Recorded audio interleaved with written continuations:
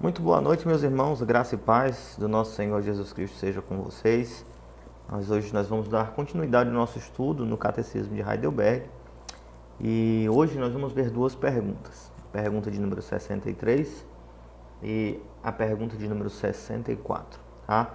Lembrando que nós estamos falando sobre justificação pela fé e que ontem, nós vimos, na última pastoral, na verdade, nós vimos sobre a exclusividade da fé, ou melhor dizendo, nós vimos que as obras, elas em nada contribuem para a nossa justificação, né? Nós somos salvos e justificados mediante a fé e a fé somente, tá? Nós vimos a pergunta 62 na terça-feira. Eu disse ontem porque no culto de oração na quarta nós também estamos estudando sobre a justificação pela fé. Mas a pergunta anterior, a 62, diz: por que as nossas, na verdade pergunta, né? Por que as nossas obras não podem ser a nossa justiça diante de Deus, ou pelo menos parte dela, né? Nós sabemos que por causa do nosso estado de depravação, nossas obras elas não podem funcionar ou servir de mérito, não é, para a nossa própria justiça, tá bom? Então esse é o entendimento que nós construímos até aqui. E hoje a pergunta de número 63, que eu vou colocar aí para os irmãos verem.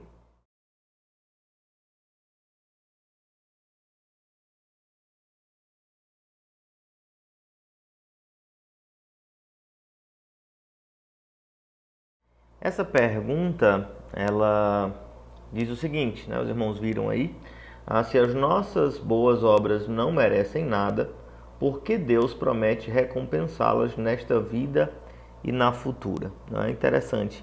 Ora, se elas não contribuem para a nossa justiça, por que Deus ele diz que há de nos dar galardão por causa da nossa obediência, não é? É importante que nós sejamos honestos e questionemos de fato isso. Se não tem valor algum, por que fazê-las, né? Ou por que o Senhor promete retribuí-las com o bem, tá? Então é importante que se entenda que nós não afirmamos que as obras elas não têm valor algum, tá? Nós afirmamos que no que diz respeito à justificação, elas não servem de mérito por causa do nosso estado caído, nosso estado de depravação, tá? Mas veja, a resposta da pergunta 63 diz o seguinte: essa recompensa não é por mérito, mas é um dom da graça, né? O Senhor Deus decidiu nos abençoar, não é, em fazermos a sua vontade e nos fazer o bem, não é, e nos presentear com a salvação. O próprio galardão que nós obtemos, ele não é um resultado da nossa boa ação, da nossa vida, do nosso testemunho aqui na terra, tá? Nós recebemos não apenas o perdão dos nossos pecados com o nosso Senhor Jesus Cristo, mas a sua justiça e todos os demais benefícios, não é? A nossa herança celeste se deve também ao sacrifício de Cristo Jesus, tá? Não é que Cristo perdoou os nossos pecados e agora nós nos tornamos aptos para trabalhar por um lugar no céu. Não. O Senhor, ele nos justificou, nos perdoou e com ele, como diz a linguagem do apóstolo Paulo aos Efésios, nós também seremos glorificados, né? Nós já estamos, na verdade, assentados à direita do Pai com Cristo, tá? A ideia é de união, uma união mística da igreja com o seu Senhor, e por isso que com ele nós herdamos todas as coisas. E mesmo o galardão que nos é prometido é um dom da graça, não é? É o Senhor que nos dá gratuitamente. É um benefício que nós usufruímos da parte do Senhor. Veja, o Evangelho de Mateus, no capítulo 5, versículo 12, diz: exultai e alegrai-vos, porque é grande o vosso galardão nos céus, porque assim perseguiram os profetas que foram antes de vós. Não é a ideia de que se nós somos perseguidos, a própria ideia que está contida nas bem-aventuranças, né? Nós somos bem-aventurados se formos perseguidos e etc. Não é? O nosso galardão é grande porque nos perseguem como perseguiram os profetas. E na verdade nós nos tornamos participantes do sofrimento de Cristo. A igreja, né? A ideia é que se com Cristo morremos, com ele seremos ressuscitados. A ideia é que nós temos de alguma forma o privilégio de participar dos sofrimentos do nosso Senhor enquanto igreja, né? E gozarmos dos benefícios por causa da sua perfeita obediência, por causa da sua perfeição, da perfeição da sua obra, por causa do seu poder. Mas nós sim temos benefícios e promessas de galardão da parte do Pai. Mas lembrando sempre que também estes benefícios nos foram concedidos em Cristo e também são uma oferta graciosa do nosso Senhor, né, em nos dar estes benefícios, tá? Hebreus, por exemplo, no capítulo 11 de Hebreus, versículo 6, diz: Ora, sem fé é impossível agradar-lhe, porque é necessário que aquele que se aproxima de Deus creia que Ele existe e que é galardoador dos que o buscam. Parte da nossa fé, do nosso credo, envolve também acreditarmos de que o Senhor, Ele nos dá este galardão. Não é? É um Senhor benigno, não é? Abençoador, galardoador daqueles que o buscam. Nós cremos nisso, faz parte do nosso credo. Nós não cremos que as obras elas são nulas, ou sem sentido, ou sem valor, ou sem uma finalidade, ou sem um papel. E isso causou uma grande confusão ali no nascedouro da Reforma, porque tendo sido estabelecida a doutrina sobre a justificação e ficando definido que a fé é o único requisito necessário para a justiça, o lugar das obras tornou-se um ponto de atrito. Qual seria a sua importância? Então nós vemos que faz parte do que nós cremos, que nós professamos como sendo verdade bíblica, que o Senhor Deus ele galardoa, né? Ele dá benefícios ao seu povo, né? Ele concede benefícios ao seu povo. Lucas, Evangelho de Lucas, capítulo 17, versículo 10 diz: Assim também vós, quando fizerdes tudo o que vos for mandado, dizei: somos servos inúteis porque fizemos somente o que devíamos fazer. Tá? Perceba como essas questões elas se harmonizam. A Bíblia fala que o Senhor galardoa e que nós vamos receber galardão, e um grande galardão, mas quando fala das nossas obras, das nossas boas obras, ela também vai nos dizer que nós somos servos inúteis. Tá? Então fica claro, há galardão, Deus abençoa, Deus dá este benefício, mas não é por causa das nossas obras, porque nós fazemos apenas aquilo que nós devíamos fazer. Tá? Não fazemos nada além. E mais, né, como nós vimos na pergunta 62, não fosse o revestimento, a santificação do nosso Senhor Jesus Cristo, todas as nossas obras elas seriam impuras e, portanto, inaceitáveis pelo nosso Deus. O próprio fato de nós podermos fazer o bem é porque Cristo ele nos sustenta nisso, não é? Então esse é um ponto que precisa ser firmado. É claro na Escritura que o Senhor abençoa e galardoa, mas é claro também que as nossas obras elas não têm um valor no que diz respeito à justiça, tá? Veja, o apóstolo Paulo, em 2 Timóteo, capítulo 4, diz, versículos 7 e 8, combati o bom combate, acabei a carreira, guardei a fé. Desde agora a coroa da justiça me está guardada, a qual o Senhor, justo juiz, me dará naquele dia, e não somente a mim, mas também a todos os que amarem a sua vinda. Novamente, seja relembrado e firmado o fato. Há galardão que o próprio Senhor nos dá, não é? E isso é uma verdade, é uma esperança que nós temos, né? De sermos glorificados com o nosso Senhor, estarmos com Ele, mas também há como se um prêmio, não é? A nossa expectativa também se dá a respeito deste galardão que nos é prometido pelo nosso Senhor, essa coroa que nos é dada pelo próprio Cristo.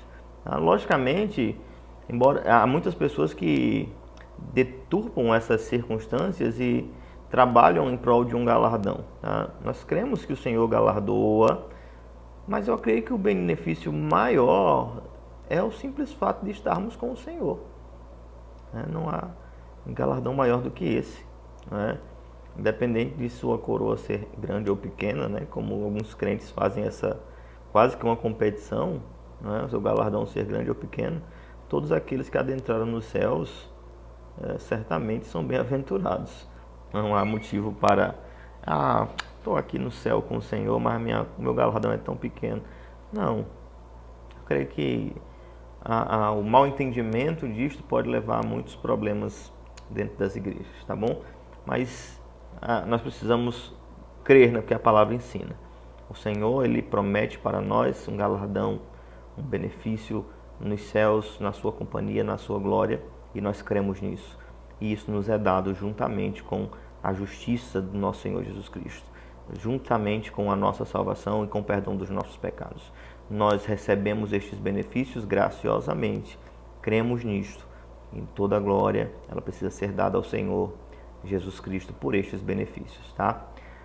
Agora, nós vamos à pergunta de número 64, vou colocar aí para vocês verem.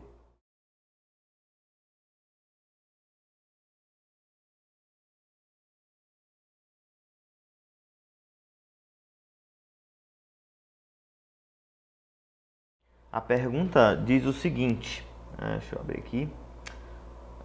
Esse ensinamento não torna as pessoas descuidadas e ímpias? Como eu falei anteriormente, essa questão de qual o lugar das obras criou um grande problema no pós-reforma, não é? Um discípulo de Martinho Lutero, o nome dele era João Agrícola, Johannes Agrícola. Ele, após ter firmado a questão da justiça apenas como provinda da fé, ele quis retirar ou banir os usos ou a finalidade da lei na nova aliança, né? Foi estabelecido que as obras da lei elas não justificam, mas aí o problema é qual o lugar das obras da lei? Essa é o mesmo plano de fundo da pergunta.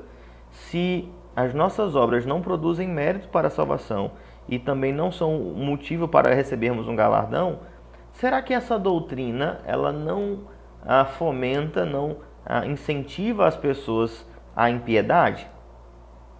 Você conhece o coração humano e sabe que a grande maioria das pessoas funciona desta forma. Precisam de um incentivo, não é? Muitas pessoas vão para a igreja, desde o método mais bem sucedido na Idade Média, porque tem medo do inferno.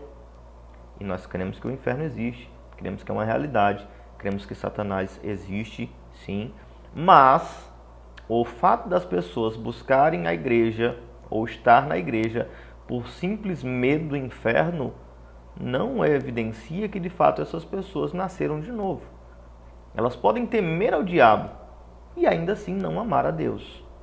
Elas podem temer a ideia de passar a eternidade padecendo o sofrimento e ainda assim não amar a lei de Deus, tá?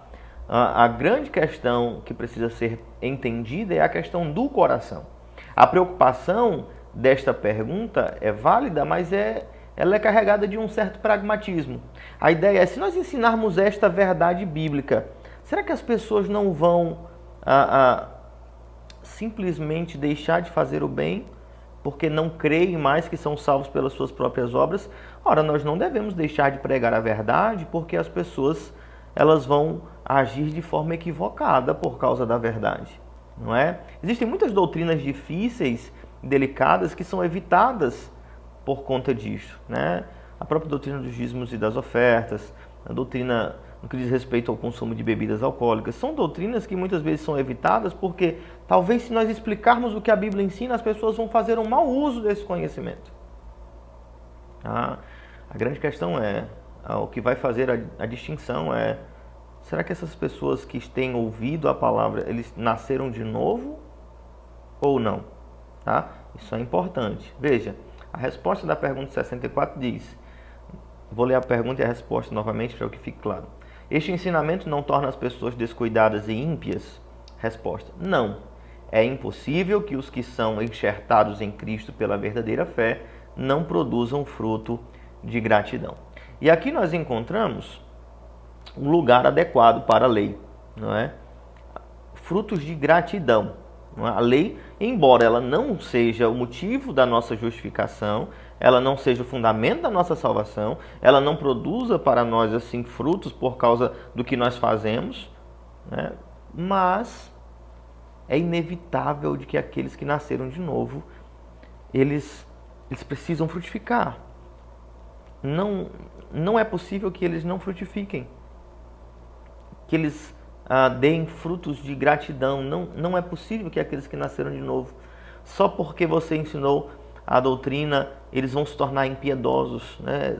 É até controverso, você ensina a verdade bíblica e ela faz com que as pessoas se tornem más. Isso não é possível, tá? E o catecismo deixa isso claro. O fato das obras elas não fomentarem a nossa salvação não torna as pessoas ímpias. Vamos ler alguns textos para a gente entender isso, tá? O texto de Lucas, o Evangelho de Lucas, capítulo 6, versículos de 43 a 45 diz: porque não há boa árvore que dê mau fruto, nem má árvore que dê bom fruto. Porque cada árvore se conhece pelo seu próprio fruto, pois não se colhem figos dos espinheiros, nem se vindimam uvas dos abrolhos. O homem bom do bom tesouro do seu coração tira o bem, e o homem mau do mau tesouro do seu coração tira o mal, porque da abundância do seu coração fala a boca. A ideia é que aqueles que nasceram de novo, eles vão produzir bons frutos, inevitavelmente. O grande problema do pragmatismo é fazer com que pessoas elas se submetam à moralidade, crendo que por causa da moralidade elas vão ser salvas. Porque elas creem que fazendo boas obras, elas obtêm justiça. E de certa forma, isso motiva as pessoas. Quando você explica o Evangelho da Graça, muitas pessoas vão questionar. Eu sempre lembro disso, desse episódio aqui no nosso presídio municipal, quando eu falei sobre a salvação pela graça. Eles perguntam: então quer dizer, pastor, que a gente pode ser salvo mesmo que a gente não obedeça os mandamentos, mesmo que a gente não obedeça a lei? Quer dizer que então a gente, sendo salvo pela graça, a gente pode fazer qualquer coisa e a gente não vai ser condenado? Ei, onde é que o homem vai chegar? Paulo vai falar sobre isso. Ora, nós vamos permanecer em pecado para que a graça seja mais abundante? É certo que não. Se nós nascemos de novo, nós amamos a Deus, nós estamos unidos ao Senhor Jesus Cristo, dele provém não apenas a nossa justiça, o nosso perdão, mas ele alimenta a nossa alma, nós o amamos e nós amamos a sua lei. Tá? É cômodo para muitas pessoas manter esse ensinamento de que você coopera com a sua salvação, porque teme que se disser que a salvação é pela graça somente, os irmãos vão viver de qualquer forma, como muitos presbiterianos têm vivido, com aquela ideia, uma vez salvo, salvo para sempre, que é verdadeira. Mas alguém que usa a verdade para dar ocasião à carne, ele nunca foi uma vez salvo, ele não foi salvo de jeito nenhum. Ele não foi salvo, ele não dá evidências da sua salvação, ele não frutifica. Então precisamos entender que a verdadeira doutrina, ela precisa ser pregada, mesmo que ela tenha alguns pontos difíceis de entender, e que ela produz vida. Nós não vamos, nosso objetivo não é meramente pragmático, é obter determinados resultados, e para obtê-los a gente pode inclusive fazer vista grossa para alguns ensinamentos das Escrituras. Não, nós vamos ensinar a verdade e crer que quem converte o homem do pecado, da justiça, do juízo, quem convence é o Espírito Santo. Nós pregamos fielmente a palavra e o Espírito Santo de Deus dá vida, e esta pessoa que nasce de novo é enxertada em Cristo, e de Cristo ela recebe forças para fazer aquilo que é bom e que agrada a Deus. Não é apenas uma questão de motivação por temor ou por objetivo de ganhar um prêmio no futuro, tá? É um novo nascimento, é uma transformação, é o agir de Deus, é a habitação do Espírito Santo. Isso precisa ser deixado muito claro, tá? Veja, versículo 5 de João, capítulo 15, para fecharmos por hoje. Eu sou a videira, vós as varas ou os ramos. Quem está em mim e eu nele, esse dá muito fruto, porque sem mim nada podeis fazer. Sem Cristo nada podemos fazer. Quem está em Cristo dá frutos. Então, não precisamos temer esta ideia de que ensinarmos que as obras elas não cooperam para a salvação, as pessoas vão ser impiedosas e más. Se elas nasceram de novo, se elas creem no Evangelho, se elas foram enxertadas em Cristo, elas vão produzir frutos naturalmente. Frutos de gratidão. Vão amar a lei de Deus pelo que Ele fez e não por medo de Satanás, por medo do inferno ou porque querem ser premiados nos céus. O fundamento da nossa fé não seria gratidão, seria temor ou um desejo mesquinho de ganhar um prêmio. Tá? Mas o fundamento da nossa obediência é gratidão pelo que Cristo fez. Não um objetivo de alcançarmos algum benefício pelas nossas próprias forças. Nós cremos que Deus já fez tudo em Cristo Jesus para nos salvar. Certo? Queridos, nós vamos ficando por aqui. Esta verdade é maravilhosa. Você precisa meditar um pouco sobre ela, né? Sobre como o Senhor é soberano na nossa salvação e como Ele não apenas nos salva, mas Ele nos sustenta nas nossas lutas diárias, Ele nos fortalece. E nós sabemos que sem o nosso Senhor, se não estivermos unidos a Ele, nós não podemos fazer nada. Todas as nossas boas obras são possíveis em Cristo e toda a glória precisa ser dada a Ele. Amém? Que o Senhor vos abençoe e vos guarde.